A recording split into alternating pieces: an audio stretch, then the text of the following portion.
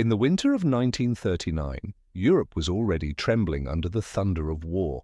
Poland had fallen. The world watched Nazi Germany expand across the map. But far to the north, beneath the endless snow and silent pine forests, another war was about to begin, one that would pit a tiny, frost-bitten nation against one of the largest armies on Earth. This was the Winter War, Finland versus the Soviet Union, a conflict born out of Stalin's hunger for territory and Finland's refusal to kneel. When the Soviet Union invaded Finland on November 30th, 1939, the odds could not have been more lopsided. The Red Army, over 1 million men, thousands of tanks, bombers and artillery. The Finnish army, barely 300,000 soldiers, few heavy weapons and almost no air support. Yet what the Finns lacked in numbers, they made up for with something the Soviets could not understand, the will to fight for their homeland. The frozen forests of Karelia would become a nightmare for Stalin's troops, and in those woods, one man would become legend. His name was Simo Häyhä, a quiet farmer, a hunter, a man who preferred the company of snow and trees to crowds or fame. Within just 3 months, he would become the deadliest sniper in human history, known to the Soviets as the White Death. Born in 1905 in the small village of Rautjärvi, close to the Russian border, Simo Häyhä grew up as many Finns did, surrounded by wilderness. From childhood, he hunted and tracked in the forests, learning patience and precision. By the age of 17, he was known locally as an expert marksman, capable of shooting a running hare at 150 meters with a single bullet. After finishing school, he served his mandatory year in the Finnish Civil Guard, a reserve force where he trained with the M28 rifle, a Finnish variant of the Mosin Nugent. He returned home afterward to tend his farm and live a quiet life. But history would not allow him to remain quiet for long. When the Soviet Union began pressuring Finland for territory in 1939, demanding bases, ports and parts of Karelia, negotiations broke down. Stalin ordered an invasion, expecting an easy victory in 2 weeks. His generals called it a military exercise. But the Finns called it something else, a fight for survival. The Soviet invasion began with relentless artillery and bombing runs on Helsinki and other cities. Thousands of Soviet troops poured across the border. But almost immediately the Red Army discovered that conquering Finland would be unlike any campaign they had ever fought. Temperatures dropped below -40 degrees Celsius. Engines froze, men's rifles jammed in the cold, and the forests, blanketed in deep snow, became deadly traps. Finnish troops moved silently on skis, blending into the snow with white camouflage suits. They struck from the trees, disappeared into the frost, and left behind chaos. Among them, one sniper, armed only with his rifle, no scope, and iron nerves, began to change the course of entire battles. Simo Häyhä joined the 6th Company of JR-34 near the Kollaa River. His commanding officer described him as quiet, unassuming, and humble, barely 5 feet 3 inches tall, soft-spoken, and always calm. He didn't smoke, rarely drank, and spent his off hours cleaning his rifle or sharpening his skis. To his comrades, he was simply Simuna. To the Soviets, soon enough, he would be a ghost, a man who could kill without being seen. As December the 1939 deepened, the front near the Kollaa River turned into a frozen labyrinth of trenches and shattered trees. The Red Army launched wave after wave of assaults trying to break through the thin Finnish line. Amid that chaos, Simo Häyhä began his silent work. He carried his standard-issue M28 to 30 rifle with no scope. Most snipers preferred optics, but Simo refused. A scope, he said, reflected sunlight and revealed a sniper's position. In temperatures below -30 degrees Celsius, the glass could fog or freeze. Iron sights were simple, reliable, and deadly in the hands of someone like him. Each morning before dawn, he skied out alone, found a firing spot, and built himself a nest of snow. He packed the snow tightly in front of him to muffle the blast. He even filled his mouth with snow so his warm breath wouldn't rise as a vapor cloud. Then he waited, sometimes for hours, until the enemy appeared. The forest was quiet except for the dull thump of distant artillery, and when a Soviet soldier stepped into Simo's field of view, one single crack of his rifle echoed through the trees. Then silence again. No movement, no flash, no smoke, just another Soviet soldier down, and the white death disappearing back into the forest. At first, the Soviets thought they faced a small team of elite snipers. Reports mentioned multiple ghosts in white at Kollaa, but Finnish commanders knew better. Much of the damage was coming from one man. By the end of December 1939, Simo had over 100 confirmed kills. Within a few weeks, that number doubled. His method was surgical. He never fired twice from the same place. He carried no radio, no spotter, and no backup, just his rifle, a submachine gun, and rations.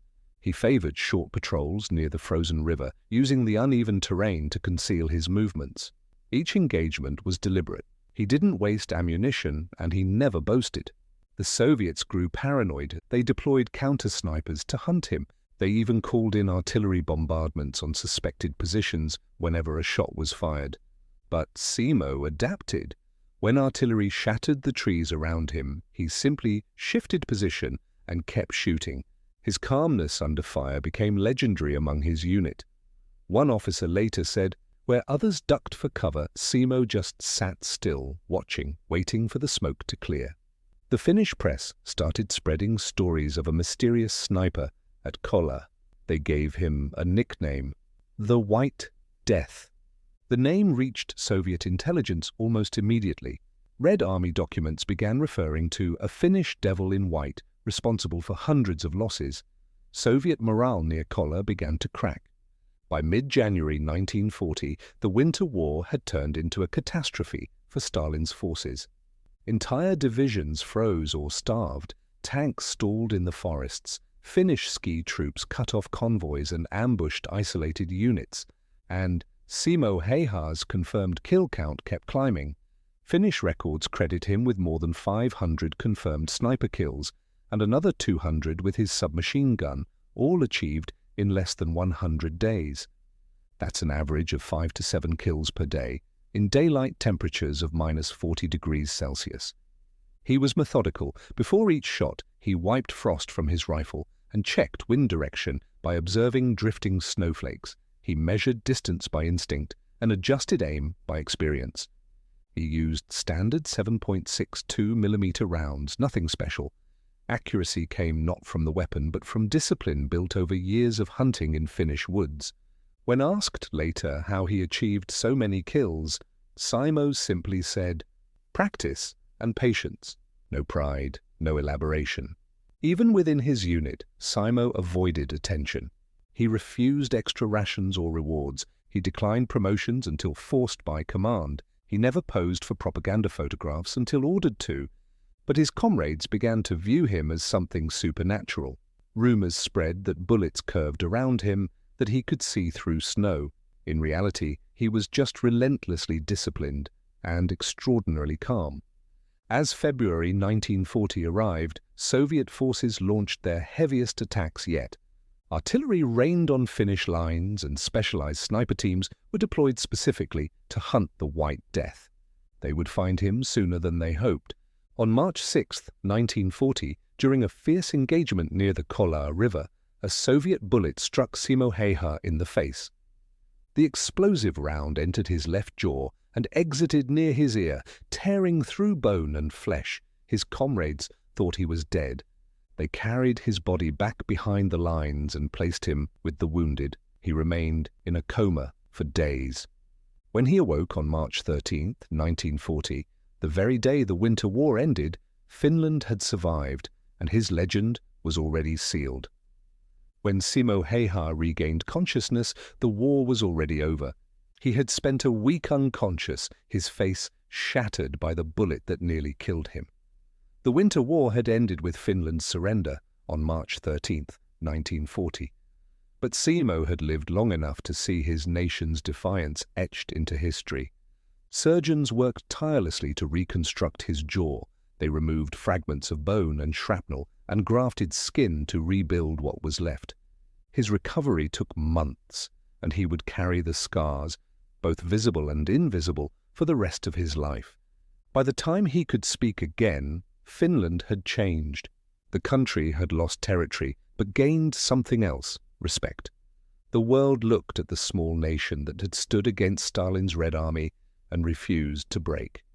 And within that story stood Simo Häyhä, a man who had personally changed the balance of entire battles. His total confirmed kills stood officially at 505, though historians still debate the exact number. Finnish officers who served with him believed the real total, including unconfirmed engagements, was closer to 750. For context, that's more confirmed kills than any other sniper in history, in just 98 days. When journalists and officers later asked him about his record, Simo rarely answered.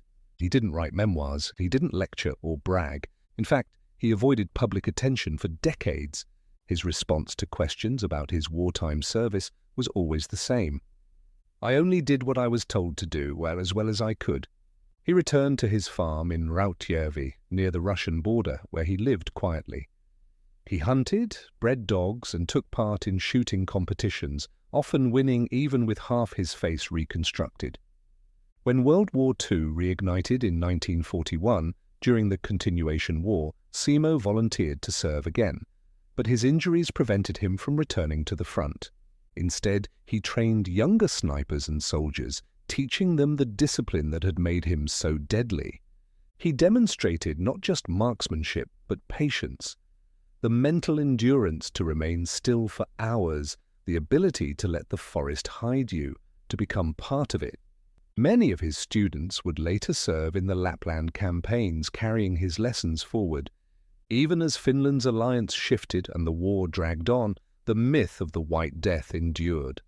Soviet soldiers continued to share stories about a ghostly sniper in white, unaware he had already left the battlefield. After the war, Simo lived a simple, quiet life. He never married. He was content in solitude, often seen walking his dogs through the woods near his home. Occasionally, local hunters would ask for his advice on shooting or tracking, and he would share a few words, nothing more. He once told a friend, "War is not about who's right, but who's left." That single sentence captured his entire philosophy: pragmatic, unsentimental, grounded in survival. In the 1990s, long after the Soviet Union had fallen, journalists rediscovered him. He was in his 80s then, still sharp, still proud of his marksmanship. When one reporter asked if he regretted what he did in the war, he paused, smiled slightly, and replied, "I did what I was told. I did it well." He passed away peacefully in 2002 at the age of 96. The forests where he once hid are now silent again. The Kollaa River flows quietly, bordered by memorial stones and pine trees. Visitors still come every winter, leaving candles in the snow. Among them, Finnish snipers and soldiers still whisper his name: Simo Häyhä, the White Death. He wasn't a man who loved war. He was a man who understood it, who faced it without hate or fear, only precision. And in doing so, he became something larger than life, the embodiment of Finland's resilience, the frozen ghost who defied an empire. Because sometimes history isn't written by generals or politicians. Sometimes it's written by one man, alone in the snow,